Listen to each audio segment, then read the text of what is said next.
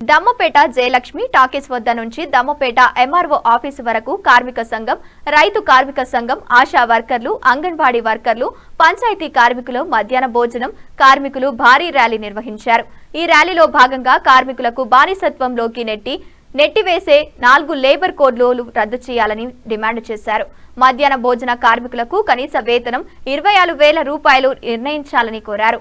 మధ్యాహ్న భోజనం పథకం ప్రైవేటీకరణ చేయకూడదని పేర్కొన్నారు. అన్ని రకాల ఆహార వస్తువులపై జీఎస్టీ ఉపసంహరించుకోవాలన్నారు. విధుల నుంచి అక్రమ తొలగింపు అరికట్టాలని, రాజకీయ వేధింపులు ఆపాలని డిమాండ్ చేశారు.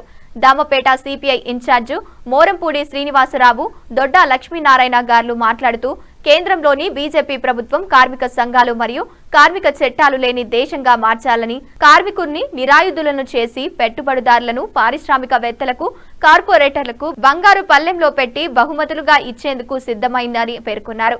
ఈ కార్యక్రమంలో సిపిఎం నాయకులు, కార్మిక సంఘాల నాయకులు, రైతు కార్మిక సంఘాలు, ఆశా వర్కర్లు, అంగన్వాడీ వర్కర్లు, పంచాయతీ కార్మికులు, మధ్యాహ్న భోజన కార్మికులు పాల్గొని ఈ సమ్మెను జయప్రదం చేశారు. దేశవ్యాప్త సమ్మెలో భాగంగా ఈ రోజు మన దమ్మపేట పట్టణంలో వివిధ రంగాల నుంచి అసంఖ్యాకంగా కార్మికులు, మహిళా ఆశాలు, అంగన్వాడీ, మధ్యాహ్న భోజన వర్కర్స్, పంచాయతీ వర్కర్స్, ఇతర ట్రేడ్ యూనియన్స్, అట్లే రైతు సంఘాల నాయకులు ఈ కార్యక్రమంలో పెద్ద ఎత్తున పాల్గొన్నారు. వారందరికీ ముందుగా సిపిఎం పార్టీ దమ్మపేట మండల కమిటీ తరఫున విప్లవాభినందనలు తెలియజేస్తూ, అసలు ఈ కార్యక్రమాన్ని మనం ఎందుకు నిర్వహించాల్సి వచ్చింది?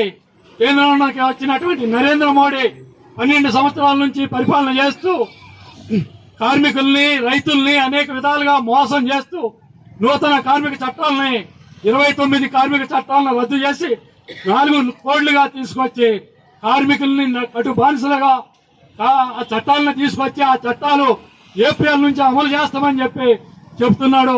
ఆ చట్టాలకు వ్యతిరేకంగా కేంద్ర వామపక్ష పార్టీలన్నీ ఈ రోజు ఈ కార్యక్రమానికి పిలుపు ఇవ్వడం జరిగింది. అట్లనే స్కీమ్ వర్కర్లకి జీతాలు అంటే బెత్తిల అనుసంధంగా వాళ్ళకి 26,000 ఇవ్వాలని డిమాండ్ చేస్తున్నాం. ఈ కార్యక్రమంలో ఆ డిమాండ్ కూడా ప్రధానమైంది.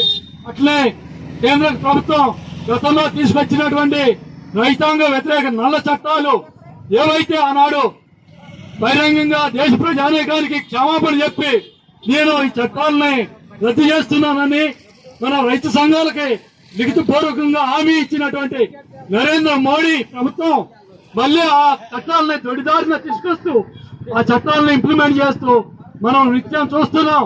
ఈనాడు యూరియా దొరకాలంటే పాస్బుక్, ఆధారు, క్యూ లైన్లో నిల్చోబెట్టి మన రైతాంగాన్ని నడ్డు విరుస్తున్నారు. అట్లనే కార్మికులకి ఇప్పుడు దాకా 8 గంటలు పనిచేస్తే మనం కార్మికుల 8 గంటల పని విధానం ఇప్పుడు దాకా ఉండేది. ఈ పని విధానాన్ని 12 గంటలు పెంచి కార్మికుల వాళ్ళ మెదడుని నిర్వీర్యం చేస్తూ వాళ్ళు ఆత్మహత్యల వైపు పురుగొల్పుతున్నటువంటి కార్మిక చట్టాలకు వ్యతిరేకంగా ఈనాడు ఈ పిలుపు ఇవ్వడం జరిగింది. అట్లనే నూతనంగా ఇప్పటిదాకా రాష్ట్ర ప్రభుత్వ ఆధ్వర్యంలో ఉన్నటువంటి ఈ కరెంటుని నేడు కేంద్రం ఒక చట్టం ఇప్పుడు పార్లమెంట్ లో చట్టం పెట్టి ఆ చట్టం ప్రకారం ఇప్పుడున్న రాష్ట్రాల అధీనంలో ఉన్నటువంటి ఈ విద్యుత్ సవరణ చట్టాన్ని కేంద్రం తీసుకొని రైతాంగానికి ఇస్తున్నటువంటి సబ్సిడీలు కానీ ఇతర గృహ అవసరాలకు ఇస్తున్నటువంటి సబ్సిడీలను మొత్తాన్ని కేంద్రం ఎత్తేసి ఈ ప్రభుత్వం అదానీ అంబానీలకు ఈ సంపదనంతా కట్టిపెట్టడం కోసం కేంద్ర ప్రభుత్వం ప్రయత్నం చేస్తుంది.